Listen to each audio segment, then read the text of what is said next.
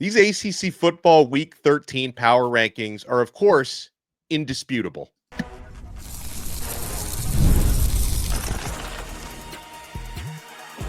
You are Locked On ACC, your daily podcast on the Atlantic Coast Conference. Part of the Locked On Podcast Network, your team every day. Happy Friday. Shout out to the everydayers, and thank you so much for making Locked On ACC your first listen and your first watch today. We're available free wherever you get your podcasts. We're free on YouTube. We're part of the Locked On Podcast Network, your team every day. Today's episode is brought to you by FanDuel. You can start the season with a big return on FanDuel because new customers can place a $5 bet and you'll get started with $150 in bonus bets if you win that first $5 bet. Visit FanDuel.com to get started. On this episode, we'll talk about who's on upset alert for the football schedule week 13 in the ACC.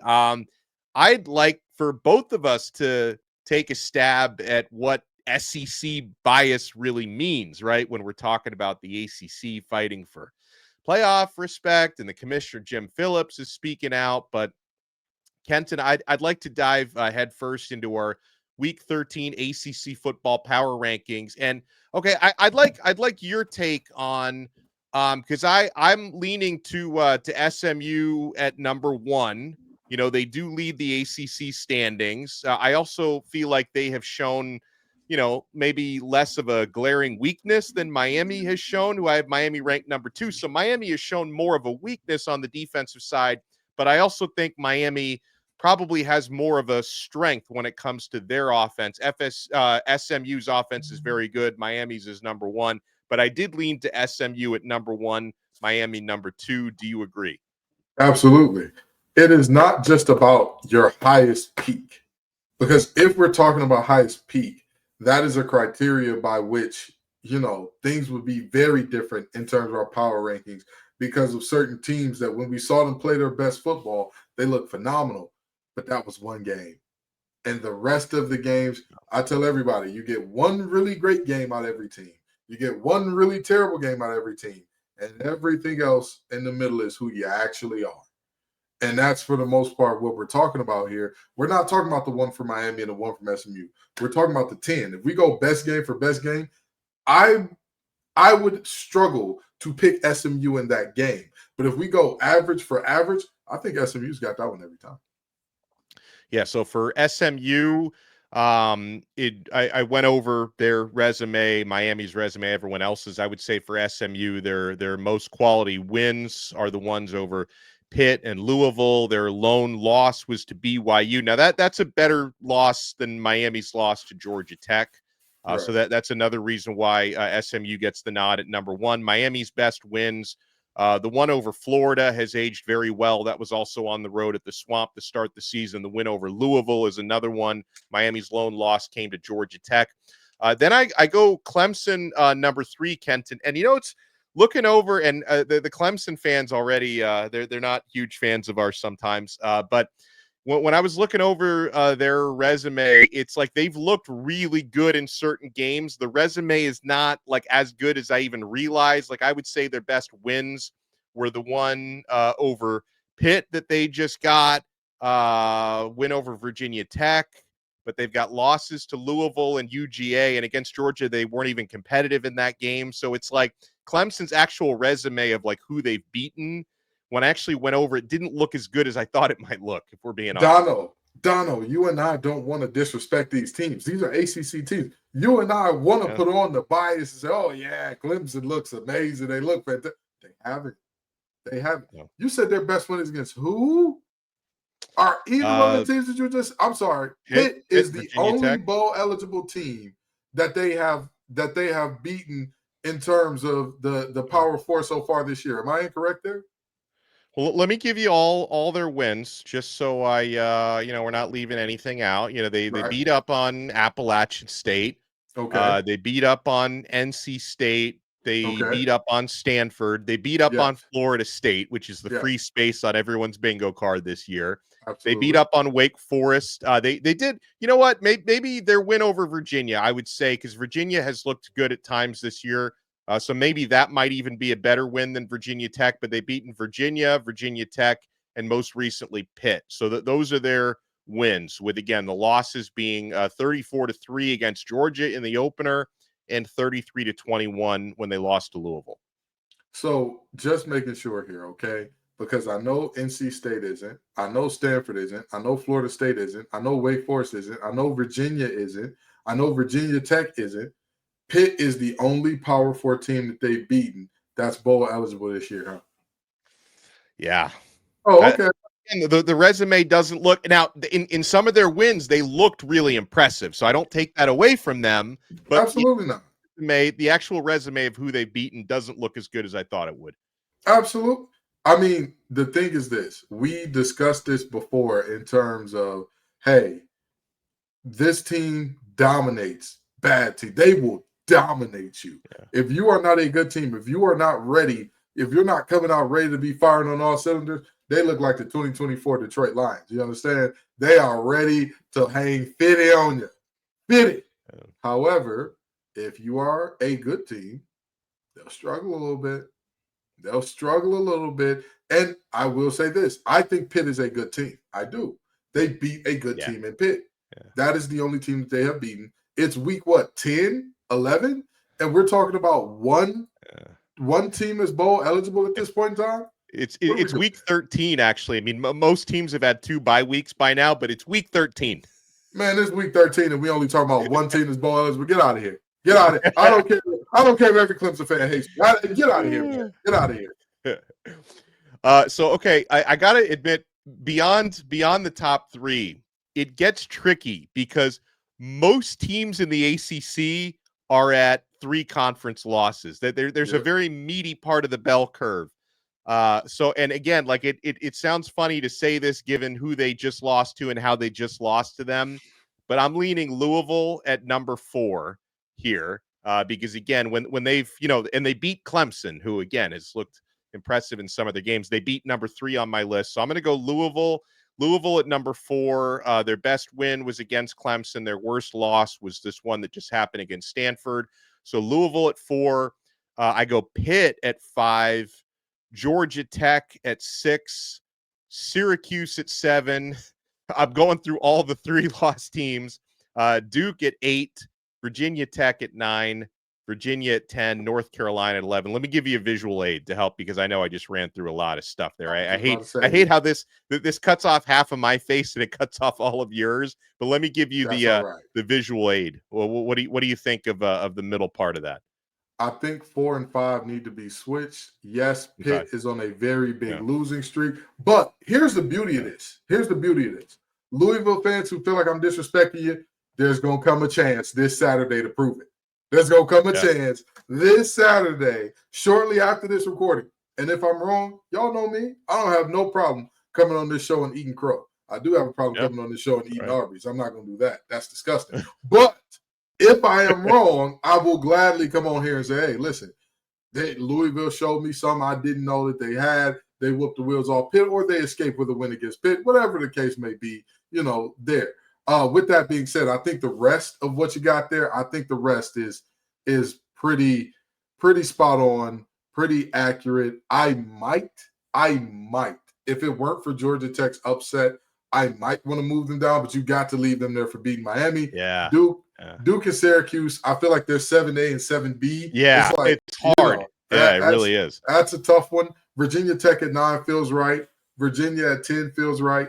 North Carolina is sneakily surging at 11. Yes. They're sneakily surging, but we'll get into that later. But I think through 10, I think you've got it pretty much right. All right, well, let's look at the rest of these. So then you've got after all the 3-loss teams, and these are conference records, by the way, 3 losses in conference. Then we get to Boston College at 12, NC State 13, Stanford 14, Cal at 15, Wake Forest at 16, and 1-7 in conference, 1-9 overall. Number 1 in your programs, number whatever in your hearts. Florida State at number 17. Listen, I have got to give this team some love, and I know many NC State fans are going to hate to hear me say this. I think that Wake Forest team gets a worse rap than they deserve. And I know that that's a team that's not going to make a bowl game this year because their schedule, they have one of the tougher schedules in the ACC. They played not one, not two, but three teams, or I'm sorry, yes, three teams that at some point in time this season were ranked in the top 10 in Ole Miss, Clemson, and Miami. You know what I mean? Like, it's tough for me to say, oh, that's a terrible team, whatever the case may be. But with that in mind, you know, I mean, at some point in time, you kind of are what your record says. And again, they're not going to make a bowl game. At best, I think 5-7. I don't see them beating Miami. So, you know, I give them their respect there. I think we need to get a different space for number 17 because I think there's a large chasm between Wake Forest and Miami. That Wake Forest team, Wake Forest and Miami are the two teams. I'm sorry, Wake Forest and Florida State are the two teams I talk about in terms of there's a team that just doesn't have the horses in the stable, but they're battling. They're giving you everything they're just not good. And a team with all the talent in the world that quit. I will tell you right now, if those two teams played, not only would Wake Forest be favored, you and I both know that Florida State would not stand a chance in that game. No, it wouldn't be close. I mean, some people think it might be close between Charleston Southern and Florida State this weekend. A one-win FCS team, and people are like, "Oh, that's a close game." That Florida State team has quit. They have been tapped out. They have said, "Hey, we're good. We don't want it anymore. Somebody else play some football, not us." Well, okay, so I want a few more things I want to get to on this episode of Locked On ACC. I'd like Kenton to help me define why there is an SEC bias, because I answered a question about that on my mailbag for Rivals.com, Canes County today, and I'd like to see if Kenton approves of my explanation for the SEC bias. You know, people will accuse us, of course, of having an ACC bias, but it is what it is. And also, you know, with Miami coming off a bye, it's an important game. I know, you know, they're big favorites against Wake Forest, but Miami's playoff has already started, essentially, Kenton, because the Canes need to keep winning is their shot to get into the ACC championship game and ultimately the college football playoff. So, you know, how much can Miami actually correct during a bye week? We want to get into that and so much more. My friends, we are only getting started on this brand new episode of Locked On ACC. You want to keep it locked. I already know you're keeping it locked to Prize Picks. Guys, Prize Picks is so much fun. You can win real money, and it's so easy. This has replaced a lot of the old season-long fantasy leagues that I used to do. I much prefer doing daily fantasy made easy with Prize Picks. Prize Picks is the best place to get real money on sports action. With over 10 million members and billions of dollars in awarded winnings, Prize Picks has made daily fantasy sports accessible to all. You just pick more or less on at least two players for a shot to win up to 100 times your cash. Run your game all season long on Prize Picks. I've been using Prize Picks since 2021, and I've loved every second of it.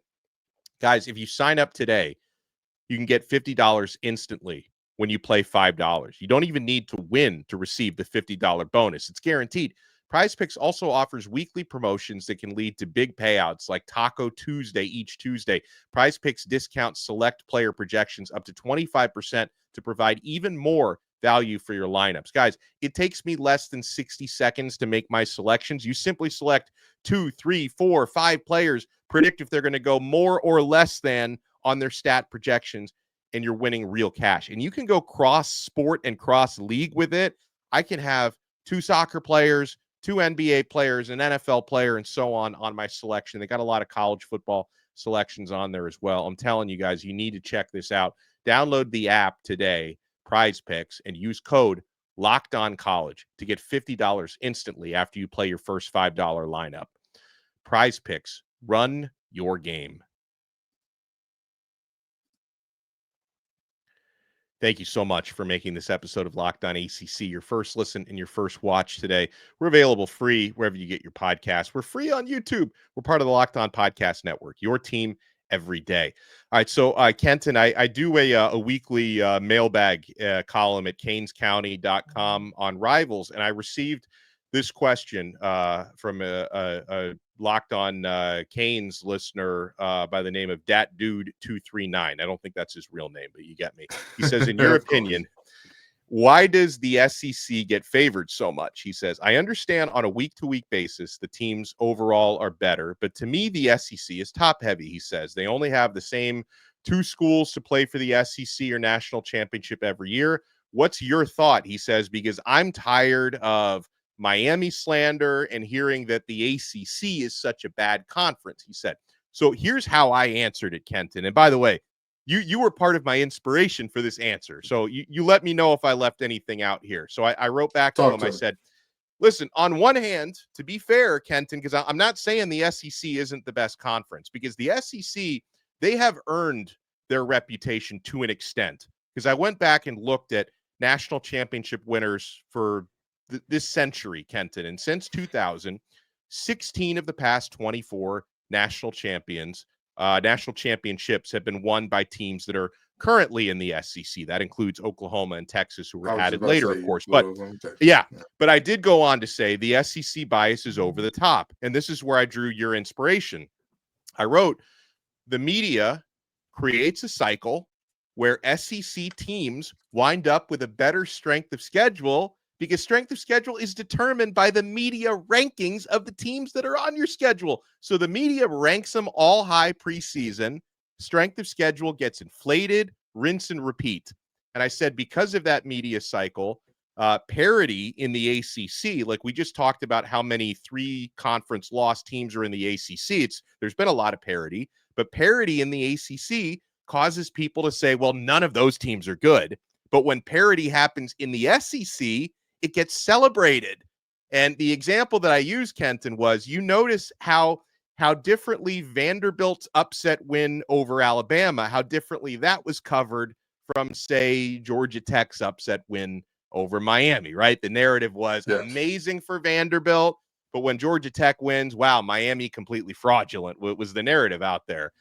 So that's my answer. And a lot, did I leave anything out, right? Because listen, the SEC has earned it to an extent, but it gets blown out of proportion. You did leave something out, Dono. You left an important piece of this thing out. Dono, in America, actually, let me not even say in America. What did Wu-Tang Clan say rules everything around me? Money? Money! And how do you get money out of college football, Dono? Where's the money come from? Viewers. Viewers are where this bias comes from. The media at large, I'm going to say this, and this is a sweeping indictment of the media at large, because I have seen it with my own 2 eyes. I have talked to many media members, and I have had these conversations of, hey, have you seen this team play? How many games have you seen this team? Have you seen their film? Have you seen their all-22? No, no, no, and no. But you know what teams do get seen? The teams that are on ABC. The teams that are on ESPN1, the regular ESPN, the teams that are on ESPN2. ACC Network was not even available to every service provider not too long ago. I don't even think that they're included in Nielsen ratings. I don't think that Nielsen even rates ACC programming, which is another big problem. Bingo, bango. But let's do this, right? Because everybody says that, oh, it's conspiratorial and all this stuff. No, sometimes, you know, everybody says if you look at the details too close, you think a fish can fly. Let's just look at this, okay? The 2024 standings reflect this in terms of most watched games, but there are the 101 most watched football games of 2023. So that is a full season's worth of watching or viewership. 101 games. Alabama appeared on that list 11 times. Georgia, 10 times. Michigan, Ohio State, 9 apiece. Florida, 8 times. I'm sorry, Florida State and Washington, both 8 times. Colorado, Notre Dame, Penn State, Texas, all with 7 times each. Now, let's do this even better. What are the most watched games? And this is including national championship. This is including playoff, all that good stuff. The most watched game in college football last year was the Rose Bowl between Michigan and Alabama with 27.76 million viewers. Second most watched was the national championship with 25.05 million viewers. Third most was Ohio State and Michigan with 19.07 million viewers. Fourth most was Washington, Texas, Sugar Bowl, which was also a playoff game, $18.77 million. The fifth most was the SEC Championship, Georgia, Alabama, $17.52 million. Now, quick question, Dono. How many ACC teams did I mention in there? I don't think I heard. Don't think I heard any. Not a single one. You heard Michigan multiple times. Michigan was in that list 3 times. You heard Alabama multiple times. They were in that list 2 times. So I'm saying all this to say we don't have to work around some crazy conspiracy. Why do all the talking heads keep doing it? It's a trickle-down effect. The guys and gals who are at the biggest 4-letter brand, which is ESPN, set the tone. They set the narrative. When they set the tone in the narrative, that's what it becomes law, because everybody coming down the chain doesn't want to deviate too far from what they say, because they get the most eyes. They shape the popular opinion. So you don't want to be the guy that looks crazy screaming, Penn State is not good. You don't want to be the guy screaming, Texas is not good. You don't want to be that guy. But damn it, I'll be that guy. I'll be that guy every day and twice on Sunday, because, again, I want the explanation of what the difference between their resumes and SMU's is. I want the explanation. Yeah. I want to know, But, again, this is a very, very simple thing. Follow the money, follow the viewership, and you will find where the SEC bias comes from. Yeah. The SEC plays on the biggest platforms. Therefore, more people watch them, including more media members, because as much as I would love for media members to be film junkies like me, as much as I would love for them to say, oh, even if I didn't see the game and I can't get to all 22, I'm at least watch the condensed game and see what happened. That's not the case. And that's how we get what we get. It makes a lot of sense because, and obviously, when you're especially when you're one of the ESPN talking heads, right? If you're a panelist on Get Up, if you're one of the hosts or guests on First Take, it's like you have to play the hits, right? And from when it comes to the college football portion of playing the hits, playing the hits involves heavy dose of Georgia, Alabama, Michigan, Ohio State, and I understand that these national hosts, they can't watch every game because they're also covering multiple sports. Because when I watch ESPN, one of the reasons why I don't watch ESPN nearly as much as I used to is they're just talking about a handful of the same teams every day. They're talking about the New York Jets way too much for a team that's as bad as the Jets are, but they talk about them so much. The Dallas Cowboys, Los Angeles Lakers, it's just rinse and repeat with the same handful of teams over and over again. And the same thing's true for the college football coverage. Exactly. And this builds a system that insists upon itself. You have the coverage to where everybody saw Vandy, Alabama, because where was it at? Everybody did not get to see Louisville, Clemson, because it was a different time frame and it was on a different channel. If you talk about, hey, why don't they get the same coverage? The reason the SEC bias is so prevalent this year is because Michigan is bad. Michigan is one of the only other brands that can command that type of draw. Yeah. I love and respect Miami a lot. I love and respect Florida State a lot. I love and respect all of these ACC schools a lot. Florida State is the only one, and as much as I've talked bad about Florida State and said they're terrible, I've got to give their fan base love. They're the only one in the ACC that can make that kind of draw. That's up there with a Georgia, Alabama, a Michigan, and Ohio State. They're the only ones. They're the only ones. Yeah. I say Wolfpack Nation is the most passionate, yes, in terms of concentration of people. There was some passionate, insane folks about their school, and I love it. They're not as big as that group. Miami, passionate fan base, ravenous, demands excellence. Miami's fans demands excellence, and I love that about you. I love that about Miami. Don't you ever lose that, Canes fans. They're not as big. That's just a fact. That's just a fact. So when we look at this and say, why is there an SEC bias? Again, it's very simple. Like you said, Dono, they play the hits on national TV. Pate's got to play the hits because Pate's got to pay his bills. Yeah. If he doesn't talk about, this team should be in and this team should be out in terms of the biggest schools, what happens? He loses viewers. When he loses viewers, what happens? He loses advertising dollars. This ain't rocket science. These folks are keeping their advertising dollars by talking about the teams that people view. And the people view these teams because they always get the biggest stage. Yeah.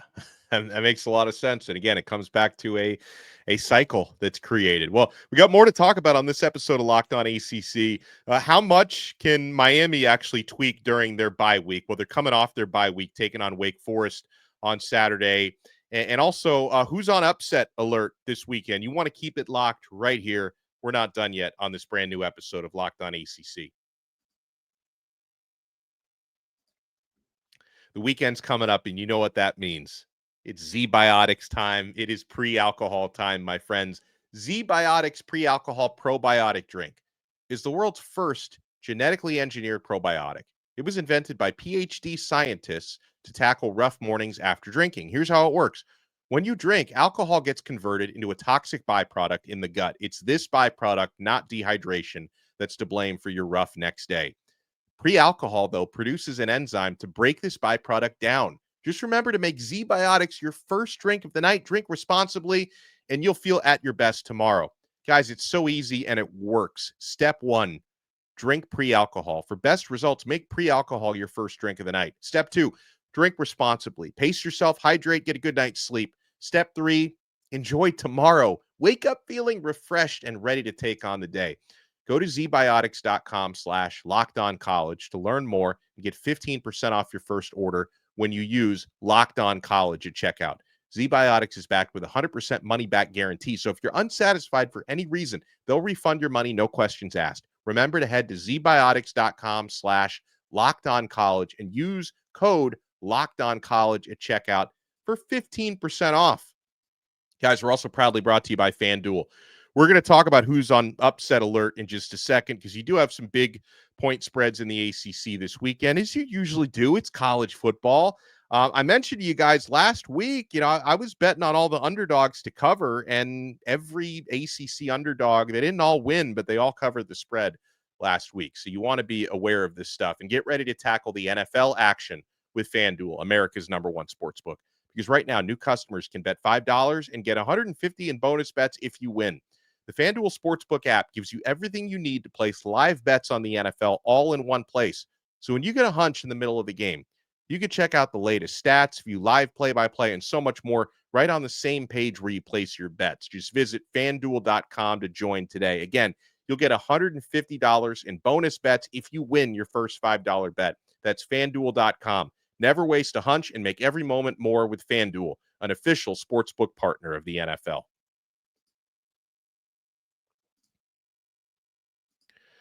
Locked On ACC rolls on. Make sure after you make us your first listen on the Locked On Podcast Network, you check out our other shows. Kenton and Grayson host Locked On Wolfpack. I host Locked On Canes. So, between the three of us, Grayson's not here, but I'll talk about him like he is here. Between the three of us, we got you covered on all things NC State and all things Miami.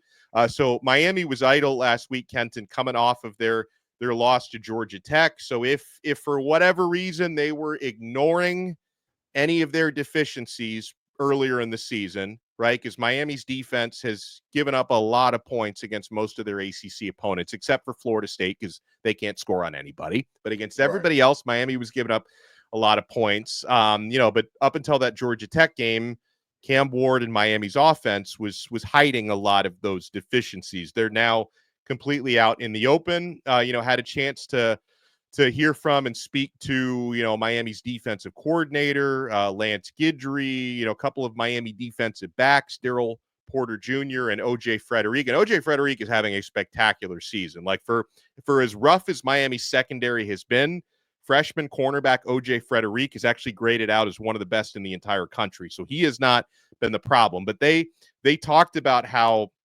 they feel like they've really had, productive practices, and they've been working on, identifying some of the shifts and pre-snap motions that have given them a lot of problems, working on communication in the back end. The picture is being painted in Coral Gables that it was a very productive bye week. How much, because Kenton, you played defensive line at NC State. How much can you actually tweak schematically in a bye week?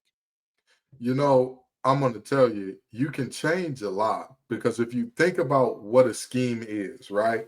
Yeah. A scheme is just a collection of individual assignments and how they work and function together for the greater good. Like, that's what a scheme is. And if you think about install, right? Donald, you know this because you cover football so intimately. Install in camp, by the time you're on week 2 of camp, you're installing the deep stuff. You're not installing the basic stuff anymore.